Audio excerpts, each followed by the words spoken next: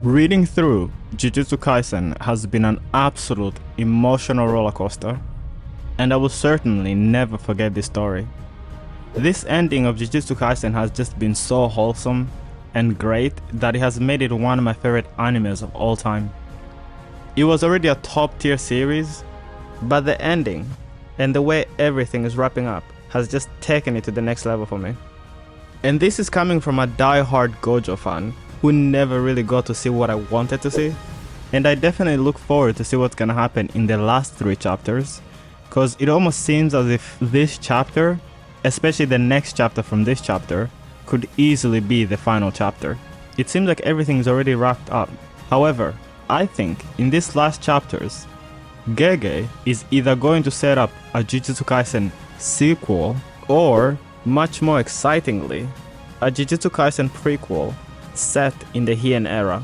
And in this video, I'm going to talk about the signs we have for this, as well as my opinion on the last 2 chapters, and why I think that the ending really changed the outlook of the entire series, and definitely made it one of the best stories we'll ever see. But so let's get right into it.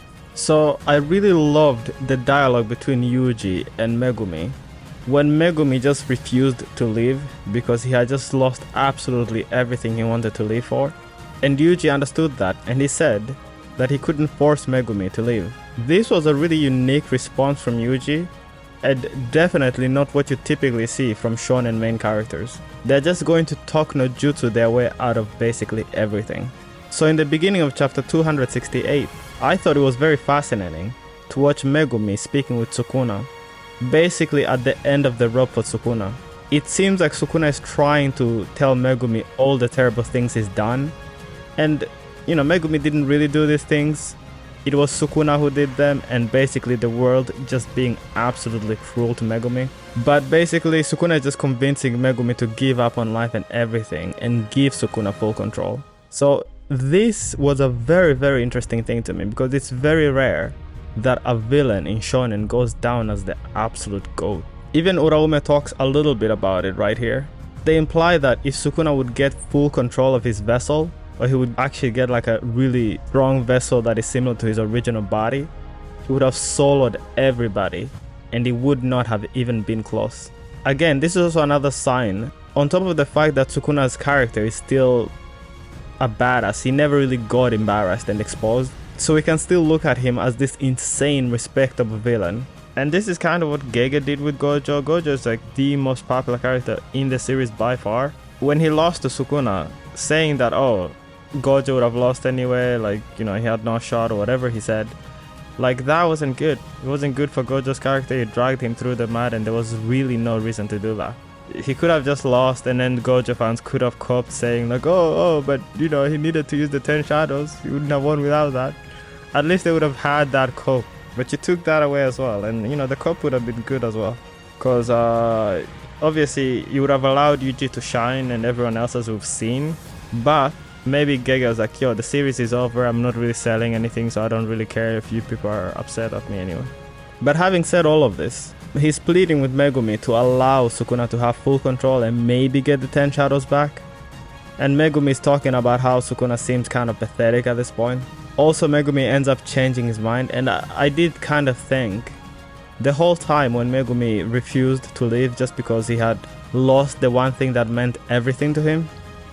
But if you actually remember Megumi's philosophy, it was that he wanted to leave for good people and help and save good people. And if he doesn't stop Sukuna, he was kind of turning his back on everything he believed in. So I'm glad that in the end here, he ended up deciding to leave for everyone else. Okay, so back to my live reaction to the chapter. Even something like you fears death. Sukuna looks like such a pathetic shadow. Is this him that we're seeing?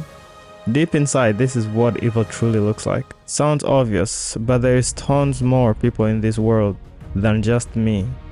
Just once more, I think I want to try living for someone else. Oh my god, is Megumi getting saved? That's insane. How does that even happen? Because Megumi, his body was morphed into Sukuna's body. He had a mouth where his stomach used to be, but obviously, I guess reverse curse technique can bring back a lot of it. Even Yuji had like Sukuna's mouth appearing all over his hands and places. and he came back to normal completely. Now that I think about it, it's a bit weird having Yuji without Sukuna inside of him. So it's just regular Yuji. But this makes a lot of sense though. You can't have everybody die. Megumi, Gojo, Yuta. Obviously, it's still yet to be seen what's gonna happen between Yuta and Gojo. I have a bunch of theories about that. Oh my god, is this Sukuna coming out looking like the most pathetic thing I've ever seen? Is this him? Goodness gracious, come on, this is too pathetic of a look for Sukuna, come on now. Let him go out with some dignity. I hate Sukuna as much as anybody, but come on. And now Yuji's just gonna step on his sorry ass. What's it gonna be, Sukuna? Damn, Yuji looks clean here. My goodness, they actually finally did it. Release Fushiguro. Return to my body once more and I'll spare your life. He's still offering that to Sukuna. But let's see how the end of this chapter goes. Sukuna, you are me and I am you. Is that what he's going for? Hey, is he grabbing Sukuna's sorry ass? We were born into this world, unconsciously shouldering curses. Huh? What sort of monster you turn into is entirely decided by your luck. That's very true. That's very true. If you happen to be some kind of mentally unstable person, it's down to either some mutation in your brain or some genetic whatever. It's really a matter of bad luck, or it's just not after you. And if you're like a person who ends up with a lot of power, it's gonna make the entire world bleed. But it's not really your fault. So I see what Yuji is saying here. Is he going to take back Sukuna? That's mad. That's crazy. Imagine if he saved Sukuna. Because Sukuna ain't ever gonna change. Sukuna, let's try it one more time. Oh my god. Oh my god. He's going to do it. Damn, Yuji is becoming extraordinary right here. What will he do? Okay, so what are the pros and cons? So I said Sukuna might potentially join the merger or something. Obviously, if Sukuna is able to join the merger, he survives and we have a chance for a future series. We get to see the merger. And we also get a personality for the merger. But if Yuji joins with Sukuna, it's kind of the same thing. Sukuna's spirit is intact and there's definitely a chance for a part 2, whatever. I mean, obviously, I think Sukuna is eventually gonna get out. If Yuji just gives Sukuna a place to stay, and he's like, okay, I don't want to destroy you, I don't want to kill you, spare him. Even if it is not Sukuna's fault, at some point, you have to realize that this dude will continue hurting people, like, for sure. So I only see two options. We do know that Yuji was supposed to sacrifice himself or something. At least according to Gege, that Yuji would die and everyone else would survive. That would make Yuji extraordinary. He would definitely go down. Like, Gojo is by far the most popular character in the series by now. But if Yuji makes the ultimate sacrifice to take down Sukuna, he's gonna rise up and come closer to catching up with Gojo, because that is insane for a main character to do. Already the conclusion of the fight was insane. It was insane, okay? I loved it so much. Way more than I thought I would. And if he kills himself, I don't want it to happen, but it's just gonna make Yuji's character unforgettable. Would there not be any other way to finish Sukuna off other than for someone to take Sukuna's fingers and then die? So if this is what Yuji intends to do, my god. But he says let's try it one more time, as if he's going to give Sukuna another chance of life. So let's see exactly what's going on here. Not by cursing someone, by existing alongside them. Oh my god, Yuji, you're too kind. Hey, what is going on with Sukuna? It's like he's a vampire being burnt by the sun. He seems like just a pile of ashes at this point. But what I don't get, that thing that came out of Megumi, what is that? What kind of rat-ass thing is that? Is that Sukuna's fucking inner? Is that what Sukuna's inner spirit really looks like? Yuji is so too kind. Too kind. I live with you. Oh my god, Yuji. Jesus Christ. I mean, they are related. They are related. What is going on with Yuji's fingers, by the way? For those nails, like it's some sort of demon or whatever? Like, how does that happen? Did that get explained? Did Yuji's domain get explained? We need a part 2 of this series, and Yuji is going to allow us to get this. Even if no one else would accept you, I'll live with you. That is too kind. Sukuna does not deserve that. He said he was born a pathetic, wretched thing that no one wanted, not even his own mother. So this will truly be the first time anyone has truly cared. You look at it though, this dude, every time he's about to die, something always happens to save his ass. And Yuji is about to do it again. But yeah, this is a crazy turn of events though. could not have predicted this, but it could be good.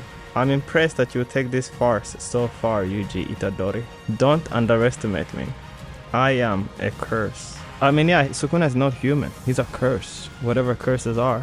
I don't know if Yuji's kindness is completely lost on Sukuna. Sukuna is still calling Yuji's whole thing a farce. Damn, Uraume looks chill, super chill. No pun intended. Like him and Hakari, or her and Hakari, seem like they have not been doing anything. Looks like it's all over. What are you going to do? Damn, this is actually fascinating. Uraume is gonna dip. He's like, nah, I ain't gonna fight all of you. Like, if Sukuna is gone, I ain't gonna die for nothing. But I do mean that they look chill though, like, especially since Sukuna died and everything. She looks insanely calm right now. Like I said, it's finished. There's nothing more to do. Oh, okay, Uraume is saying the only possible cause of Master Sukuna's defeat would be his incarnated form. Damn. Okay, so this is what I was saying. This is definitely setting up the Heian era Sukuna, like maximum power, like full power Sukuna that is like different, you know? Oh my god, what is that word? You plebeians. Jesus, I've never seen that one before. Had no strength. Luck was just on your side. You shouldn't say that to Hakari. You narrowly escaped death by simply being born. 1,000 years too late. That is a hard line. That is a really hard line, you know. Luck was on my side, huh? That's the highest praise a guy like me can get. I'm not surprised he would say that. Okay, it seems like he severed her head. He doesn't have a sword. How did he manage that?